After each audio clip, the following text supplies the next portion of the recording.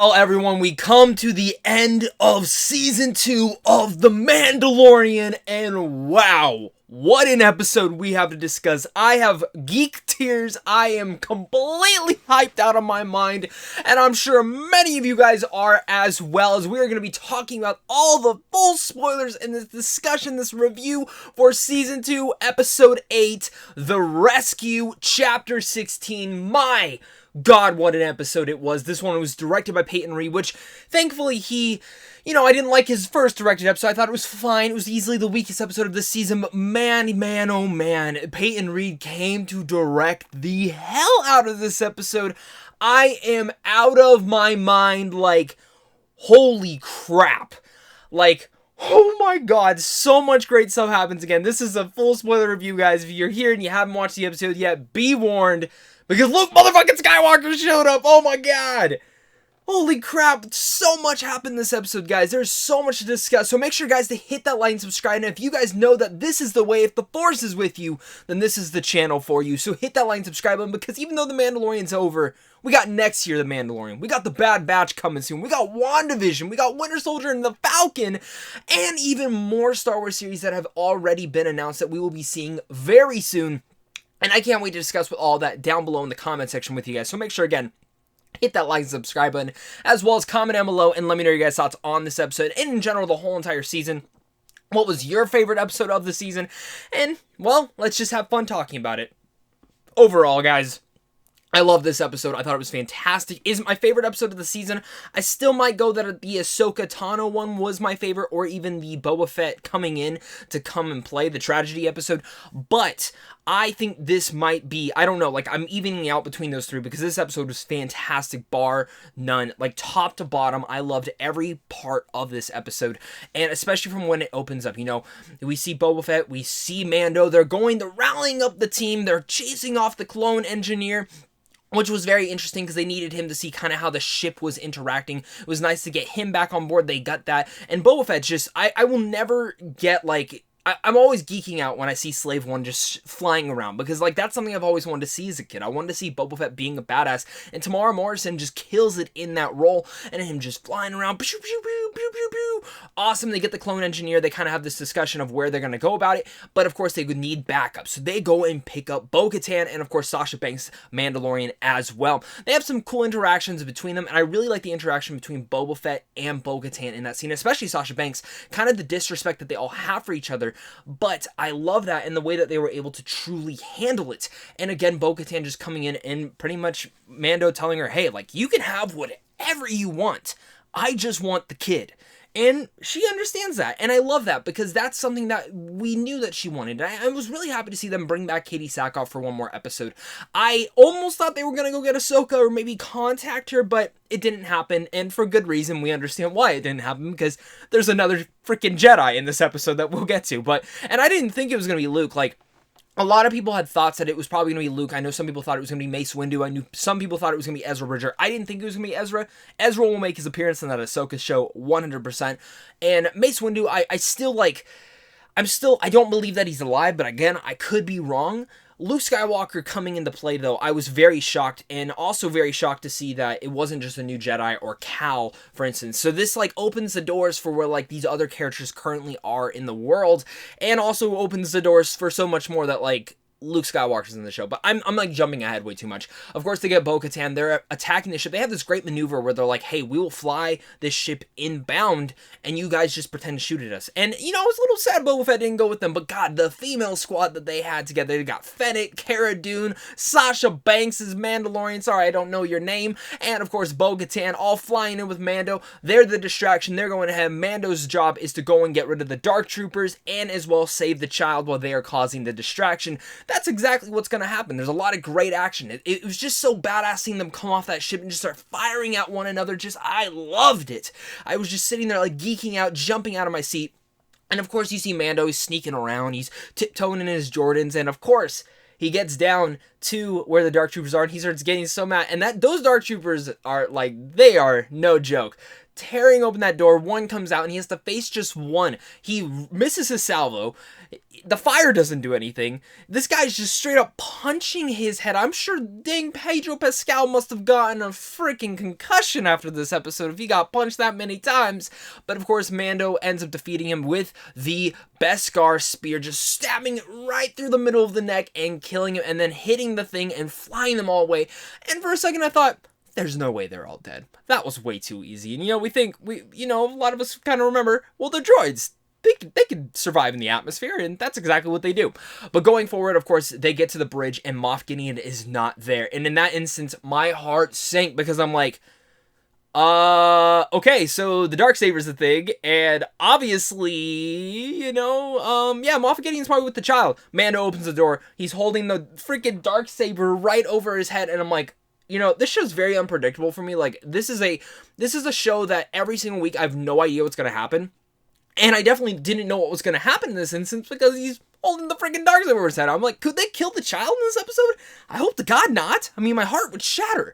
But of course, he's holding it. He goes, I just want the kid. You can have whatever you want. Pretty much cutting his own deals right there. And Moff Gideon's like, okay, take the kid. I already have its blood. And it's going to restore the Empire, which again, this is very much the start of Snoke, of the First Order. We really get that. And especially from that Carl Weathers episode, you see Snoke in that tank. I mean, the kid's blood seems to have made Palpatine in a sense. And I don't know if they'll go back and actually detail that, or if it's just like, if you get it, you get it. I have to imagine they do, though. And I'm really curious to see where next season goes, especially with the way this season ends. And again, we will discuss this even more, because I am like really fascinated to see where this whole entire show goes now, because I have no idea where it's gonna go. Like, last year's episode very much ended on like, we're gonna find the child a home. Well, where now? The child's not in the main show anymore. I gotta imagine he comes into the main show. Grogu's the biggest selling thing of this whole entire thing, and I'm just absolutely like, oh my god. But I keep getting ahead of myself. Of course, we all knew Moff Gideon wasn't going to let him go, but he's dumb, because he doesn't know that the Darksaber can't cut through Beskar. They start having this great fight. The spear comes into play. We all knew it was going to be. A bunch of you guys were saying it, and that's what I love, is just seeing your guys' excitement in the comment section, and I just seeing like how much you guys love this show. I mean, that's what's really made these last couple of weeks truly like worth getting up at 1 a.m. to watch this show and review it with you guys, because I love seeing your guys' interaction, having fun with you guys, and just being geeks this late at night. Like, I love Star Wars, and like the fact that like this is what I get to do is just talk Star Wars. I love it. I love it. I love it. And I love talking with you guys. So thank you so much for joining me, guys. But again, that whole action set piece was great. I love Giancarlo Esposito as Moff Gideon. My girlfriend got me the shirt and the pop, and I think I'm really interested to see what they do with his character next, because he's not dead. He can still come into play as a major formidable foe, and I love how he plays this character. But of course, he gets defeated by the Beskar spear. Mando takes him out, brings him forward, and tries to hand the Darksaber to Bo-Katan. But all of us Star Wars fans knew that's not how it goes. You have to defeat the person in battle to get him, and Moff Gideon says just so, and Mando's like, God damn it, I messed up. Just take the damn spear. Just take the damn sword. But Moff Gideon, I think, did that on purpose. He knew it was going to be interesting, and of course, Bo-Katan's face was just like, God damn it. Seriously. And maybe she should have explained the details a little bit more to Mando, because he's a little bit outside of his culture.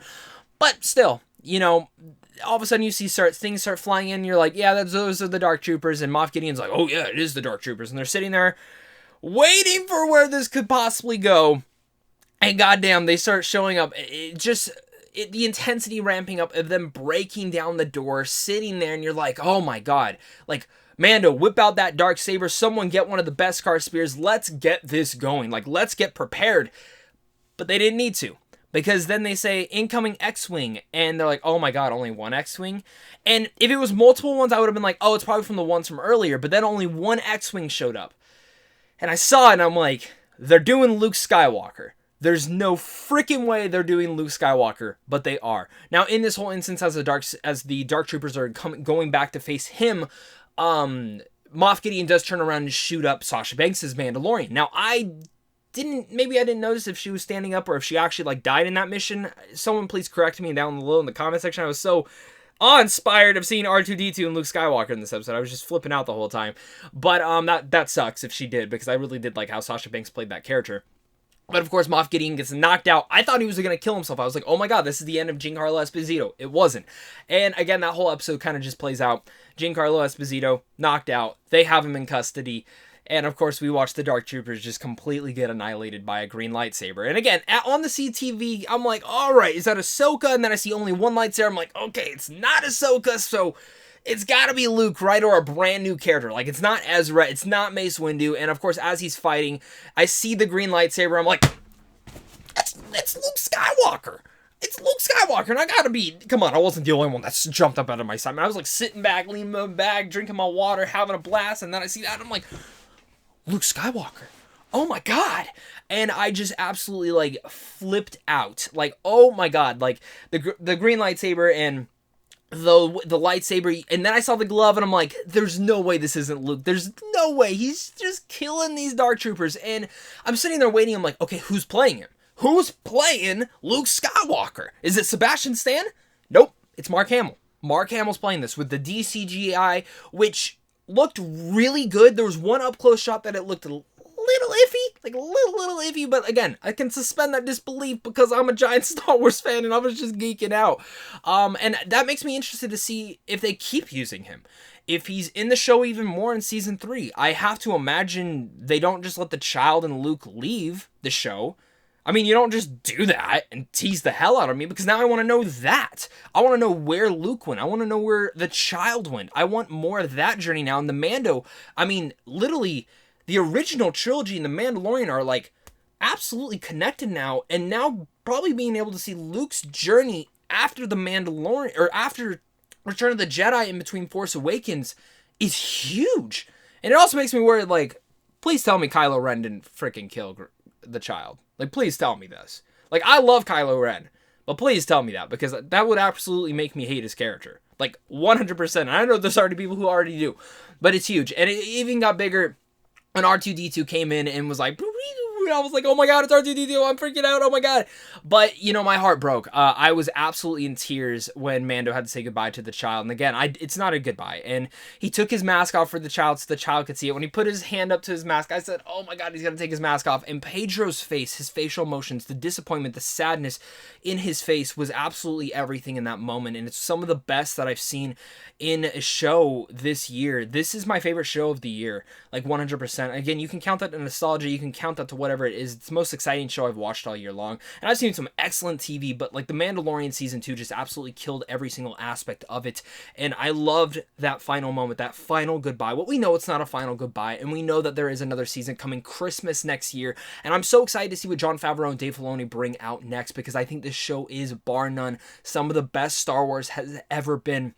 And again, just getting to see Luke Skywalker in there is great. I'm wondering if, like, Mark Hamill was actually on set, or if it was, like, obviously it's a stunt double, but, like, I'm really curious to see how they pulled that off. Really curious. And I know they're doing the behind-the-scenes documentary of this show, so I'm very fascinated to see what Season 2's behind-the-scenes do that. But, my god, I'm stunned. I have no idea where the season's going next. Zero idea where this is going next. Let me know down below what your guys' thoughts are. I assume it's probably to take back over Mandalore, but I could be wrong. Is the child really safe with Luke?